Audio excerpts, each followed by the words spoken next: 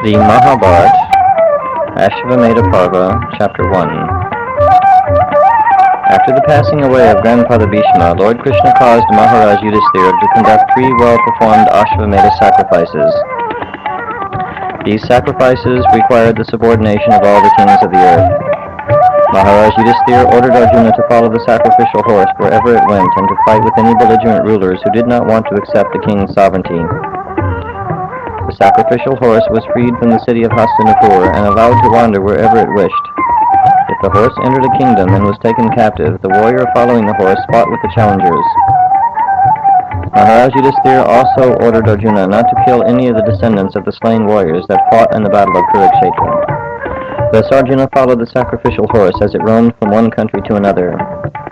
When the descendants of the Trigartas learned that the sacrificial horse had entered their kingdom, they came out to challenge the mighty armed Arjuna. They carried their hatred for the Pandavas as their forefathers had.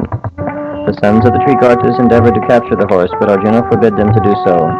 Disregarding Arjuna's words, the sons of the Trigartas attacked Arjuna with all their prowess. The king of the Trigartas, Suryavarman, attacked Arjuna with a shower of arrows, but Partha countered those arrows and vanquished the son of Shusharman with his selected weapons. Suryavarman became enraged and attacked Arjuna with greater strength.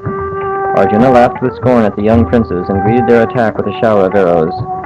The younger brother of Suryavarman, Ketuvarman, attacked Arjuna with great strength, but Arjuna killed him with many sharp-pointed arrows.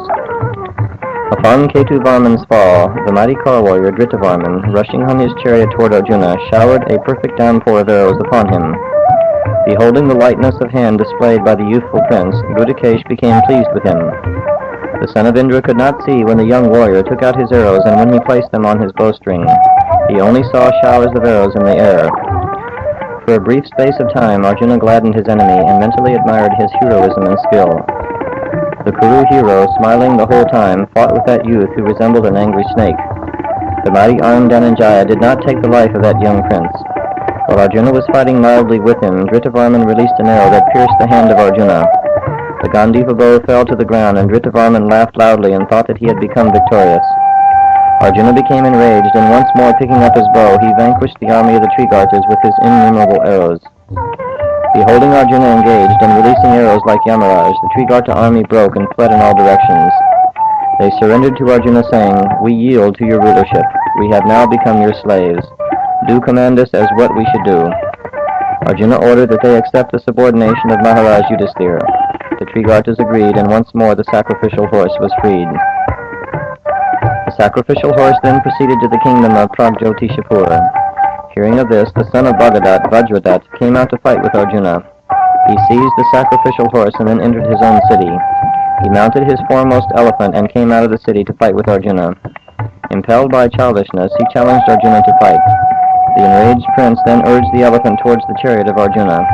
The elephant resembled a veritable mountain, and from his temple and mouth issued temporal juice, indicating that the elephant was enraged and uncontrolled. Urged on by the prince with his hoof, that elephant cut through the air like a flying hill. Arjuna descended from his chariot and stood prepared to meet the onslaught of the son of Bhagadat. Vajradat released innumerable arrows from his mighty bow, but these were all countered by Partha. Filled with rage, Arjuna shot at Vajradat a number of arrows equipped with golden wings. Vajradat was hit by those arrows and fell from the back of his elephant. Coming back to consciousness, the prince once again mounted his elephant and fought with Arjuna with greater strength. Arjuna pierced the elephant on which the prince was riding, and blood flowed from its many wounds. The battle between the mighty armed Arjuna and the son of Bhagadat waged on for 3 days.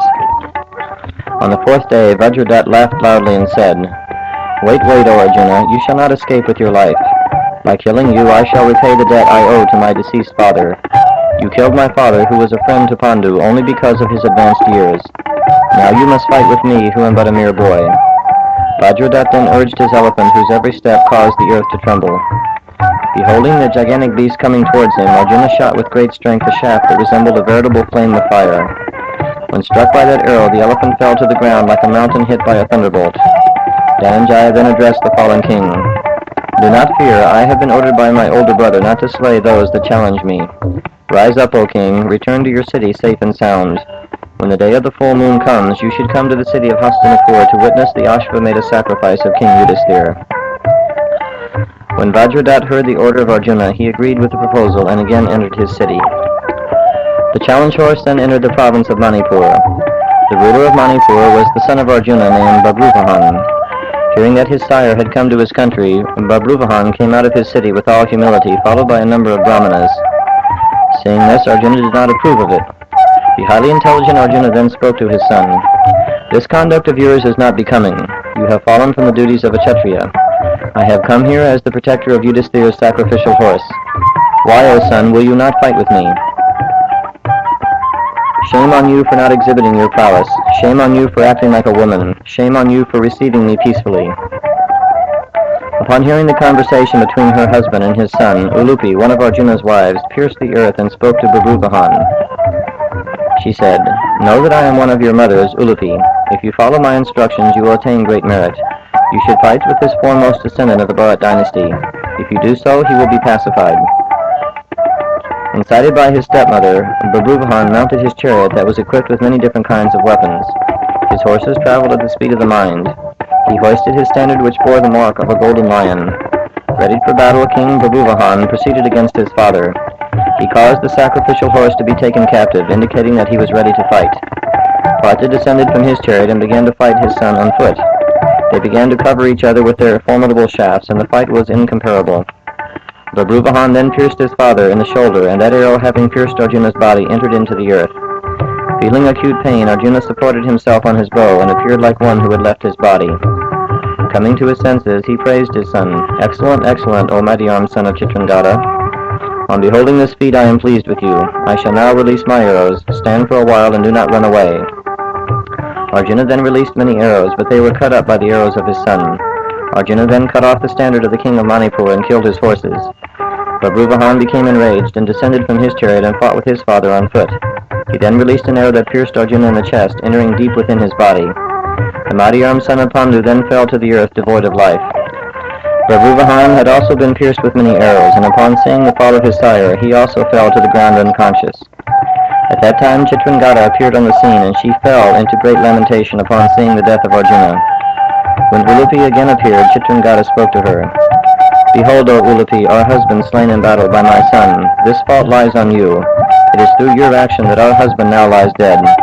If you have the power, do bring him back to life, so that we will not have to indulge in grief. Chitrangada then took the feet of her husband in her lap and began to lament. At that time King Babruvahan awoke from his unconscious state. Seeing his dead father and his weeping mother, he felt great pain. He addressed his mother. Alas, this foremost wielder of weapons has been slain by me in battle. Alas, his golden mail, cut off from his body by my arrows, lies by his side. O great Brahmanas, what atonement is there for one who kills his father in battle? I am a wretched and sinful person. O daughter of the king of the snakes, I have accomplished all that you have desired. However, I am now unable to live any longer. If you are not willing to bring him back to life, then I will give up this body by fasting. Having made up his mind to fast until death, King Babruvahan touched water and made the following statement. O Ulupi, I make the following vow. If my father does not rise with his life, then I will give up this body by fasting. There is no atonement for killing one's father, therefore surely I will have to dwell in hell. When the king of Manipur had made his firm vow, he sat down on the ground in meditation. At that time Ulupi spoke to the king. Do not lament or take any unnecessary vows. I will revive your father. In my possession I have a jewel that is capable of bringing back anyone to life. This great hero is incapable of being slain by the gods and demons combined. I have exhibited this illusion for the benefit of your father. Do not think that you have committed any sin. It was for testing your prowess that the battle took place. I shall now revive Arjuna with this precious jewel. Ulupi then approached Arjuna and touched the jewel to his chest. When she did, Arjuna rose up like one rising from sleep. Upon seeing this, Babruvahan approached his father and worshipped him with many prayers. The king of heaven Indra then showered flowers upon the earth and caused the celestial denizens to sound their instruments. In the heavens were heard the sounds, Well done, well done. Arjuna then embraced his son and smelled his head. When he saw Chitrangada and Ulupi lamenting in the distance, Arjuna questioned his son. Why, O Babruvahan, is there simultaneously joy, sorrow, and wonder in all directions? Please explain this to me. I desire to know what has brought these ladies to this field. Babruvahan replied, I think that you should question Ulupi in this regard. Arjuna then turned to his wife and inquired from her, Why have you come here, O daughter of the snakes? Have you come here with some evil intention? I hope that neither I nor my son Babruvahan have offended you in any way. Ulupi replied, You have not offended me in any way, nor has your son. Do not be angry with me, and listen patiently to the reason I have acted in the way I did. In the great battle of the Bard princes, you had slain the royal son of Shantanu by unrighteous means. He was not engaged in battle with you when he was slain. He had laid aside his weapons because of the presence of Shikandi. Relying on the help of Sikandi, you were able to overthrow the mighty Bhishma. By acting in the way I did, I have vanquished the sinful reaction to the unfair killing of the grandsire. If this sinful reaction had not been eradicated, then you would have surely seen hell. After the fall of Bhishma, the Vasus came to the bank of the Ganges and called for the goddess by reciting various prayers. With her permission, they cursed you to die. When I informed my father of this, he went to the Vasus and asked that the curse be removed. The Vasus replied to him, Arjuna has a powerful son who is the ruler of Manipur. In battle his son will slay him. At that time Arjuna will be freed from this curse. I have acted in the way I have for freeing you from this curse. Do not be angry with me. Upon hearing the words of Ulupi, Vijay, Arjuna became joyful and said, I find all this most pleasing. Arjuna then ordered his son, the horse sacrifice of King Yudhisthira will take place on the day of the full moon in the month of Chaitra. Come there, O king, with your mother and your counselors.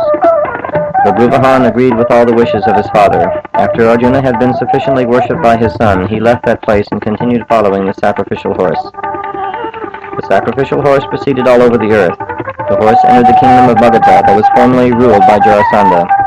The son of Jarasandha was Sahadev. He had fought for the Pandavas on the field of Kurukshetra and was killed. Sahadev's son was Meghasandhi. Following the duties of a Kshatriya, Meghasandhi came out and challenged Arjuna. When the son of Sahadev was defeated, he agreed to become subservient to the desires of King Yudhisthira. Arjuna then entered the kingdom of the Chedis. The son of Shishupal was Sharaba.